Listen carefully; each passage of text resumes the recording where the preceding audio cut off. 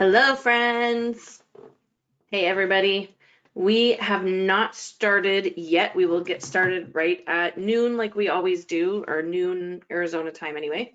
But while we're waiting, you see the little note on the screen. I'd love for you to just drop me a note in the questions box, and yeah, just kind of chat and let me know how you're doing, what's on your mind, what things are coming up for you guys.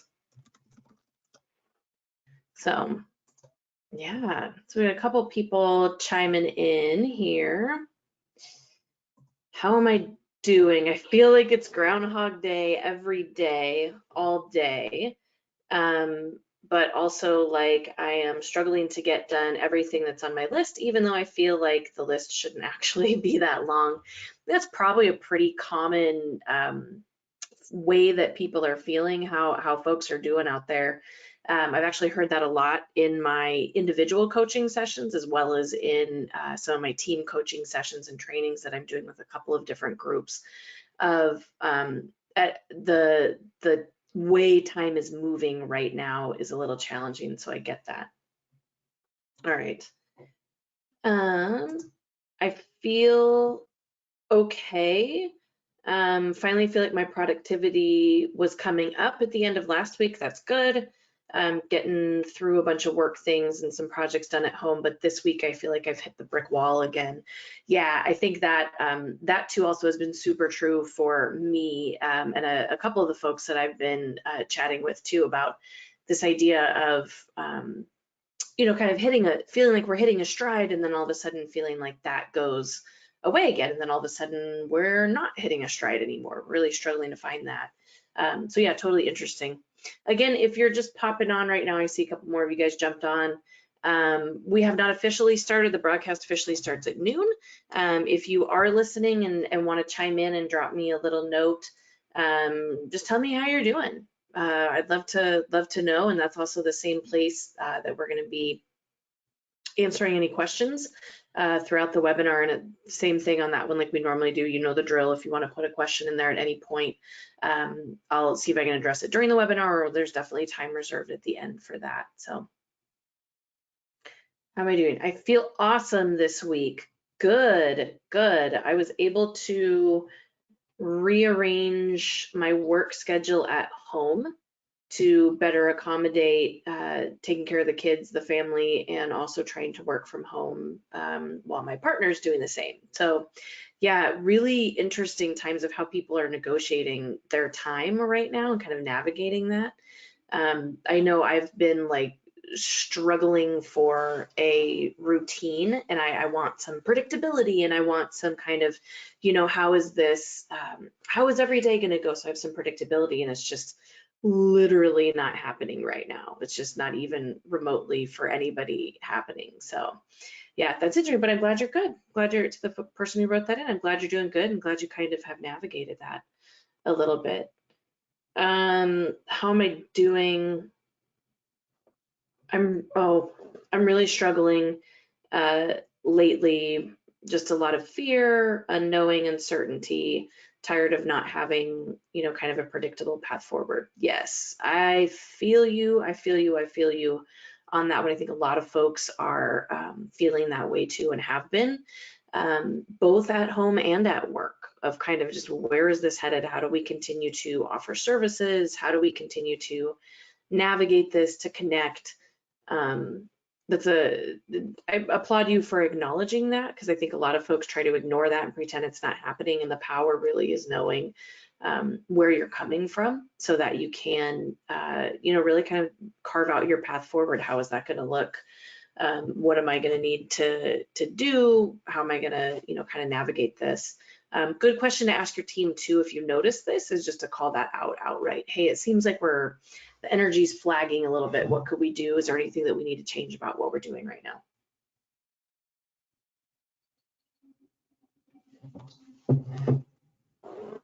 I'm just feeling really tired, exhausted, kind of burned out on everything. Yes, also, again, also very common. Let's pop this out. My struggle is how to help victims at this time. We are becoming very creative for housing, safety, planning communication. So yes, working especially in an area that works with crime victims and victims of domestic violence, um, trying to be able to help them in a place where when you're social distancing is super challenging, right? Because we have to think totally differently about how we connect with them, how we serve them. I like the idea of being creative, and that's something that we'll touch on in this of kind of how do we continue to be creative and ways to make that happen. So yeah, that can be a huge emotional burden, and understand that your burden at home is also significant at this point too. So adequately factoring in what it's going to take you to rejuvenate and recharge. But thank you for doing that important work that's so critical right now. All right, it is noon on the dot on the official Nicole Lance Verizon time clock. So we're going to go ahead and get started. We've got a fun topic today. It's the third in the series on fear. And so we've tackled the idea of releasing to receive, so releasing fear so that we are able to move on and grab that next good thing that's coming to us. And then last month we talked about taming the tension. And so those were actual like practical strategies for how to tame tension when it pops up for you. This month, we are still partnering with the League of Women in Government. That partnership has not changed. I'm still a gold sponsor for that organization. They're doing some really great work. They have some awesome resources, so check them out, especially if you have some extra time right now at this point. If you don't know me, my name is Nicole Lance. It's nice to meet you. I think I've got a couple folks that are here for the first time, so that's pretty fun. To see some new names in there. I can't see your faces, so don't worry if you haven't showered in like 3 days or brushed your teeth. I can't smell you, I can't see you, so you're safe. If you don't know me though, my name is Nicole Lance. I'm the CEO of Lance Strategies. I'm one of the managing partners of a joint venture called Extraordinary Balance. My background is in primarily in local government, but I have dedicated my career now to working full-time, primarily in the area of women's leadership development. So that's what I'm here to do, and today I want to offer you some tactics and some things that I've learned, some of it the hard way and some of it just through experiences that have been valuable. And we'll go ahead and get some questions there as well. So the way these work, they're 30 minutes total. I'll watch the time closely. We'll be out right at the 12:30 mark. And I'll do a little bit of content, and we have room for Q&A at the end. If at any point in the webinar you want to ask a question, just drop it in the questions box. If I can tackle it while we're going through, I will. And if not, I'll do it just at the end. Okay, so fear, as I mentioned in the last webinar, the reason that I am really interested in fear and how it intersects with our leadership capabilities, because it does three things for us, or to us rather, is probably a better way to say it. It can restrain us, it can constrain us, and it can totally derail us. And so I want to really focus in on some strategies there. And so today we're going to be talking about using the strategy of permission as a way to navigate through fear. So how do we leverage this concept of permission, giving ourselves permission, granting permission to others, and kind of working with that as a way to move through fear. So we're going to talk about it both in the professional context as well as in the personal context. So personal and professional will tackle both of those, but they both begin with awareness. Both times we're talking about professional fear or fear in that realm, or we're talking about personal fear in, you know, kind of our personal realm. The way we move through and navigate both of those is it has to begin with becoming aware. So the first place to start is to become aware of where your body might be manifesting fear. Is there an area that's tight? Does your chest maybe get constricted? Is there a churning in your gut? Is there a particular muscle? I've got one right here in my right shoulder that runs up into my neck. And when I'm in fear, that's one of the first places that gets really tight and cramped. And so when I start to find myself kind of working that out, it's a good navigation point for me to go, hey, wait a minute, I can clue into this, because maybe this is telling me that there's actually fear going on rather than whatever else I think it might actually be. Because what happens is, for your body your body, when it's responding to what's being created mentally, what's going on up in our craniums, and as we're thinking through things, we're stressing out, we're starting to worry, we're over focusing on something, we're rolling around something in our mind, our body doesn't know the difference between the actual tiger and the tiger that's purely just in thought form. So the tiger doesn't, or our brains don't know whether or not the tiger, our bodies don't know whether or not the tiger is real. See, I tell you what, these quarantine times, I'm not talking to enough people. So by the time I get on here, I'm rushing through everything. So the way that we start to move through this is by building that awareness. So awareness is really the starting point of navigating fear in any context. And when we talk specifically about personal fear, ask these 3 questions. As we start to notice maybe in our body, like, ooh, I'm feeling tense today. Some people say like, I have a crick in my neck. Dig in a little bit and find out maybe where that's coming from. Is it something that could be fear driven? And then once you kind of hone in on, holy cow, there is something that I'm uncomfortable about. We talked last time about how we kind of mask or avoid some of those fear situations and we call them something different. Oh, my stomach's just upset. You know, I just didn't sleep well.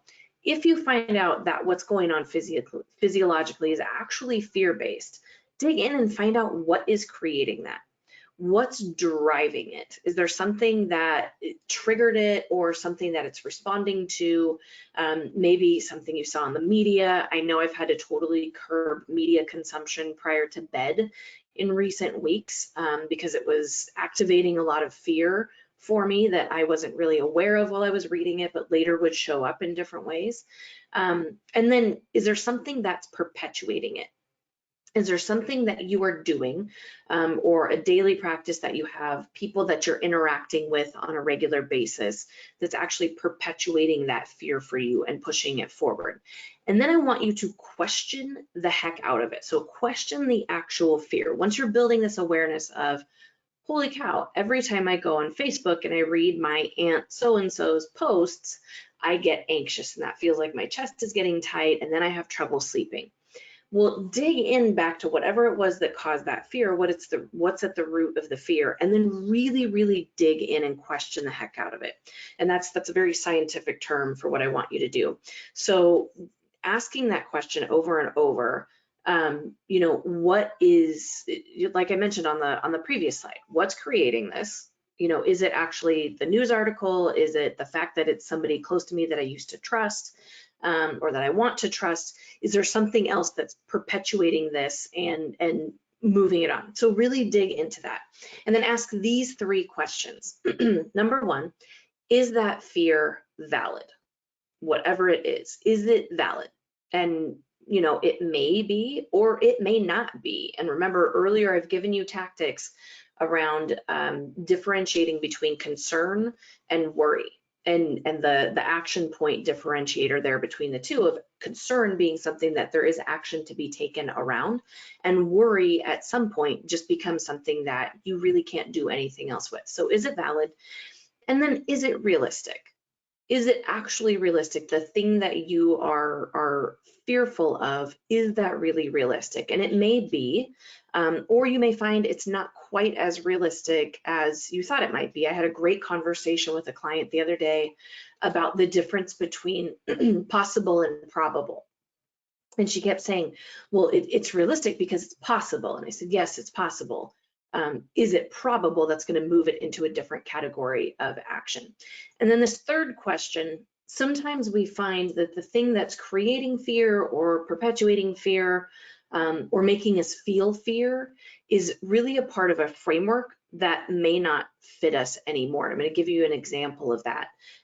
But oftentimes we carry with us past frameworks for dealing with fear or trauma or difficult situations that really doesn't apply to what we're working on now or the space that we're living in, operating in, but we don't give up the framework. We still try to keep operating within that. And sometimes that can actually keep the fear moving forward. So your question to yourself, can you give yourself permission to release it, or at least begin working on it? Like start to work on releasing it. Because I know I don't want to minimize especially where there's very real, very valid, very realistic fear. And right now is a good example of, I don't want to minimize what that feels like, but could we at least begin towards releasing parts of it, or giving ourselves permission to release parts of it that maybe could be released, and can we start taking baby steps towards that? So the framework for me that no longer works anymore, works anymore, is this one around what happens when I wake up at 2 o'clock in the morning. I always call this my 2 a.m. list, or I used to. And one of the frameworks I had was anytime I woke up in the middle of the night, I had insomnia, it had to be because I was worrying about something. There was something on my mind that I needed to deal with. And that started to show up in my language as I talked about, well, I've just always had troubles with insomnia. And that's a story that I tell. I'm just a worrier. That's another framework that I hold about myself, or used to hold about myself, that maybe didn't fit anymore. And so what would happen is, anytime I would have trouble sleeping in the middle of the night, I would like root around inside my head for what's the thing that what's going on? What's going on? There's got to be something that I'm chewing on or working on or should be thinking of right now, and really trying to dig in and figure that out. And so what happened is, sometimes I would just simply end up having fear responses when really I had too much sugar before I went to bed, or the moon was full and it was disrupting my sleep because the blinds were cracked open and it was too bright in the bedroom, whatever it is. So not jumping to that conclusion about something that may or may not fit. Okay, great question popped in on this. Is it more about the fear being valid, or about it being true? I think of all emotions as valid, but they may not be true. And so, great question, Lindsay. I think that's an interesting way to think about it. That the emotion could be valid, but not necessarily true. And so I think maybe I'm looking at fear more as an experience than as an emotion. So I think just kind of maybe we're looking at differentiating between that. So yeah, not invalidating the emotion behind it, as in terms of this isn't happening, or I'm going to pretend it's not, or I'm just overreacting, but also understanding that what's causing that or bringing that up might actually be true. So yeah, great question, great question. Okay, so next piece of this, as we look at permission as a strategy for managing fear, navigating through fear, practice with it. This idea that we're going to give ourselves permission to release fear, we're going to even give ourselves permission to work on it. If that seems daunting to you, practice with it in small bites and tackle those things that maybe make you uncomfortable, but not push you all the way into fear, and start to practice there. Does permission in some of those places work as a way to, help you through that? If it makes you uncomfortable to send an order back at a at a restaurant because they messed it up, could you practice with just doing that? If it makes you uncomfortable to ask for help because you're afraid somebody might think of you as less, or you're afraid you're going to be infringing on their time, whatever it is, can you practice with doing that in very, very small ways and build up some of that confidence and some of that comfort level there? Is that something that could work? Because this idea that we don't move immediately into being great at this or knowing how to use it, then practicing is a way to get there and to build that skill. So 2 final thoughts as we wrap up, kind of talking about the personal side of things. Number 1, waiting does not necessarily equal fear. So if you are hesitant to move on taking action, or you are, a lot of people have said, I feel kind of stagnant right now. Is that because I'm afraid to move? Is that because I'm not bold enough? Whatever it is. And it may not be that. It may just be that you aren't ready. You don't have enough information. You're not clear enough on what you actually want to do. You're not clear enough on what outcome you're driving towards. It could be a couple of those things. So don't necessarily confuse that. Sometimes fear means that we wait, and that's that kind of restraint aspect of fear or constraint aspect of fear that can happen, but not always. So just keep an eye on that. And then secondly, and right now you've got a lot of opportunities to do this. build your awareness even of your own fear by looking for it in other people. And ask that question when someone's presenting something a certain way. They're coming out very strongly, they're stagnant, they're not making progress, they haven't made any forward motion. Is fear partially to blame? Is that something that could be going on? And then the way that they're responding to your email, the way that they're showing up on a Zoom call right now, whatever it is that part of what's going on? And could that be something that's happening for someone else? Because sometimes it's easier to recognize other people doing it. And then that's going to help lead us to our own insight of, well, I was just upset about that. Well, actually, maybe you were fearful about that. Maybe that was going on. So that's another good way to kind of build that recognition muscle as you get better at practicing this. So I want to talk about professional fear and how that shows up at work. And what that might mean. So on an individual professional level, we talked about restraining, constraining, and derailing. This might mean our progress towards accomplishing something at work.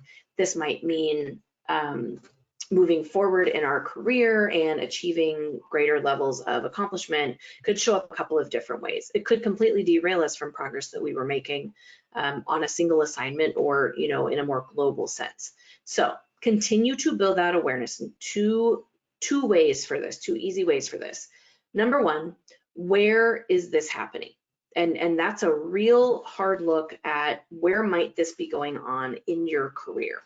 Where am I not moving forward?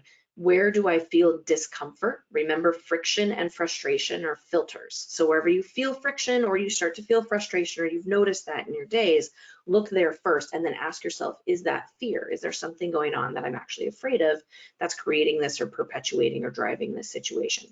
And then number two, question why.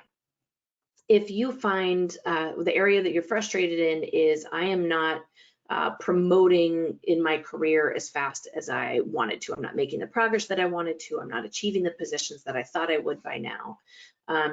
The fear might be fear of failure. If I put in for that, then I may not get the job. And so I might need to just stay here. It might be fear of trying something new.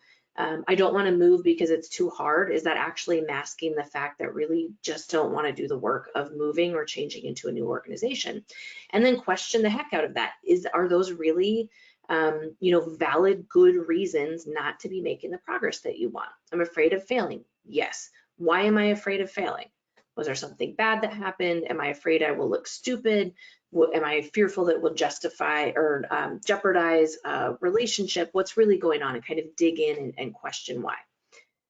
One of the pieces when we look at personal, that individual fear that manifests in the workplace, I love this quote by Liz Gilbert. Perfectionism is fear in better clothing. And the actual first part of that is perfectionism is the haute couture of fear. It's fear in better clothing. And I love this because one of the ways that we mask fear is through perfectionism. I just want to get the report right. It really needs to be my best work. And what's going on is we're afraid actually that we don't have the skill. We're afraid of being rejected. We're afraid of looking stupid. And then when we really start to dig in and say, I'm going to question the heck out of that. I am afraid of looking stupid. How valid is that? Well, it's possible that the boss correct me, but is it also true and very, very possible that they might just see that as a great coaching opportunity? And could that be the thing that is actually a real benefit from this? And so again, digging in, recognizing it, and then questioning it and seeing, is this actually what's going on for me? If I'm a perfectionist, and that's one of my frameworks, it's a story that I have, or it's a perception other people have of me, is fear actually what's going on? Is that possible? Because what that can mean is you may miss out on opportunities, or you may be, spending more time on certain projects than you need to in order to accomplish the same level of results. So again, build the awareness, and you're the only one that's going to really be able to dig in and know what the truth is for you, but you can benefit from other people helping you walk through some of that examination and inquiry. And then ask that question, what can I give myself permission for? Can I give myself permission for the report to be at 98% instead of 100% of what I think it should be, knowing that 98% is still above and beyond what's required? Can I give myself permission to compete for that other position, even though my close friend and colleague is also going for it, because it's the right thing for me to do? Can I give myself permission not to apply for the position that everyone's encouraging me to because it's not the right thing for me? That's such a huge one where we get, it's like encouragement shaming, where people do it probably well-intentioned and they're trying to like really encourage us to go for stuff and you do that and you can do this. And what ends up happening is we kind of get shamed into doing it rather than opting into it ourselves. So what could you give yourself permission for? One of the most significant experiences I had navigating a fearful situation and using permission as my way out of it was a work environment that I was in early in my career, and there was a real culture of you need to do, if you're not doing 60 hours a week, you might as well not be doing anything, because that's what's expected. And it really wasn't even necessarily coming down from the top, but it was perpetuated among the coworkers. And this idea that if you went home on time, you are a slacker, you're underperforming, you're obviously not dedicated. There'd be all these sarcastic jokes and comments like, oh, it must be nice, blah, blah, blah. And I realized that I had a lot of frustration with that, partially because I liked going in early and that was a more natural time for me to work, which is an awesome productivity tip. I learned that from productivity expert Jen Lawrence, who I partner with frequently. And looking at my natural time of work and versus trying to stay late simply just because other people were staying late, I played with the idea of permission. And I said, for 1 week, I am going to give myself permission to leave work on time, regardless of the looks I get, regardless of the comments I get. I'm just going to play with this as a strategy for a week and give myself permission to do it. And so the first day I was terrified walking out.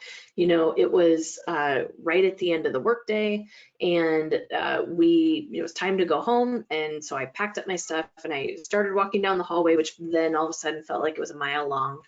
And I did get some negative comments from folks. I was not wrong in the fear of what other people would say. And so they're, oh, Nicole, must be nice to go home, too bad some of us are doing real work, stuff like that. And so I had given myself permission, so I just kept on walking, gave the smile and the nod and the good night. And by day 3 of doing this, what I realized was there was no adverse impact to my work. There was no adverse impact to my reputation as far as management was concerned, and even really as far as my coworkers concerned. In fact, by the end of the week, I had a couple of folks come in my office and ask me what I was doing differently to be able to manage my day in that way. So again, using fear or using permission as the strategy to navigate fear actually led to me discovering I had this outdated framework and assumption that didn't work, and I was actually able to lead positive change for the people around me. So it can be really powerful. Now, we talk on the team level, restraining, constraining, derailing. It's mostly because we don't really take the time to thoroughly examine what's going on. And we're really going to dig into this because I see this error being made everywhere. Almost every single organization I do training with, strategic planning with, this comes up as something that is derailing really how they're able to do work. So when we talk about navigating fear in the workplace, number 1, you need to invest the time to understand what's actually going on. Really look into the fears. So we don't want to roll out this performance measurement system. We don't want to roll out this new, HR timekeeping system, whatever it is, if you don't like my punching the clock one from a couple slides ago. Really understand what the fear is. Okay, well, is the fear that it's too much work? Is the fear that we don't have time to do it right? Is the fear that it will fail? Is the fear that there will be pushback and upset team members because of it? Whatever it is, but truly understand those fears. Ask why as many times as necessary. We don't want to roll this out yet. Why? Well, we're concerned that we haven't thought of all the potential problems with it. Why? Well, if we haven't thought of all the potential problems with it, then it's possible that there could be a negative article written in the newspaper about it. Okay, and then we dig into, How important is that in the grand scheme of things when we're making those decisions? And you keep going that layer of deeper and then repeating that process, asking why as many times as necessary, getting to the root of the fear. And then again, questioning the heck out of that. Is it really important if we get a nasty article in the newspaper? What's the level of pain that that would cause us, or time loss that that might cause us if employees are pushing back against it? Asking why as many times as necessary. You're seeing a little bit of a theme here. And then begin to explore your alternatives and gather additional information. What else do you need to know? How likely is it that employees actually will have a problem with it? How far off are you from having the resources to do this correctly? We're saying we don't have enough time. Is there another way to do it? Because we're just locked into a way of thinking about how we roll this out that may or may not still fit. And then move past the anecdotal. This is where individuals get stuck. This is where teams and organizations get stuck. Decisions made from fear aren't fully informed. And so there's a lot of local government folks on the webinar. Not everybody is, but a lot of us are. Some of us have worked for nonprofits. Some of us have maybe corporate board structures and shareholder structures. The goal when you bring any decision to a decision-making body, whether it's your immediate supervisors, even your family at home, whether it's a city council, county government, whatever it is, your job is to make sure that those decisions are fully informed. And if you're making one out of fear only, then it's not going to be fully informed until you understand what's causing the fear, and then really to what level is that valid and actually important for consideration. So moving past the anecdotal, oh, the employees are going to hate this. Do you know that? Have you surveyed them? Have you actually done the work beyond talking to 2 or 3 people that you have relationships with? Move past that anecdotal and really make sure it's well informed. Okay, so we've got a couple minutes left for Q&A. And so if you have anything you want to ask, just drop it in the questions box. I know we have one that already came in, and it's a tough situation. This person's actually been furloughed right now. And so they work for a county government actually, and they are currently on furlough pending resolution of kind of the COVID-19 fallout and what that's going to mean. So they're furloughed through the first week of June, so we should have an update June 3rd. And the fear is present right now of, will they have a job to go back to? How do they spend the time? So a couple ways I want you to play with permission during this time. Number one, give yourself permission to ask and explore, what if? What if I'm not going to have a job to go back to? What does that mean? What are all the considerations I would need to take into account? And then are there any that I actually want to explore right now or need to explore because of time considerations? There's a position that's open that you should be applying for or looking into. Also giving yourself the permission that it's possible you will have a job to go back to. It is possible. I don't know if it's probable. I don't know your specific government well enough, and probably nobody does at this point, but also sit with that as a possibility, because a lot of times we ignore the potential positive thing that might be there. And then finally on this one, give yourself permission to not feel great about it all the time, and for it to be sort of a roller coaster or back and forth. And Jen Lawrence, the productivity expert I mentioned, we're actually going live every Friday at 3 p.m. Pacific Daylight Time on Instagram Live to talk about some of these issues. And this week we're actually talking about this very topic of force versus flow, and how do we navigate when things are unclear, or our emotions might be all over the place, our capacity might be all over the place, and still keep it moving forward. So for you, if there's anybody else that's on furlough out there and really struggling with this, my heart goes out to you. If I can coach in any way, provide support in any way, connections, please make sure you reach out to me. The last resource I want to leave, because that was our only question that got asked today, is on my website, the NicoleDanceStrategies.com/shop. you can find a downloadable workbook. It's a self-guided workbook called Permission Granted, and it's really about reestablishing your own rule set. I did it in conjunction with my friend Marion Mellon. She's a Zen coach, just really an awesome human being. That's available. It's like $11 on my website. Something that might be helpful. You might want to check that out as a resource. And that's under the webinars link on my website. So kind of poke around until you can find it, or shoot me a note and I'll send you a direct link to it. But again, thank you everybody for joining, letting me share some tips. I hope some of this was helpful and equips you, not just for right now, but moving forward. And I encourage you to give yourself permission for something today. Next month, I'll be back May 19th. To talk about resistance is futile, reframe quickly. And so some really tactical pieces when we bump into fear of how do we reframe and kind of stop the resistance, which can build up even more friction.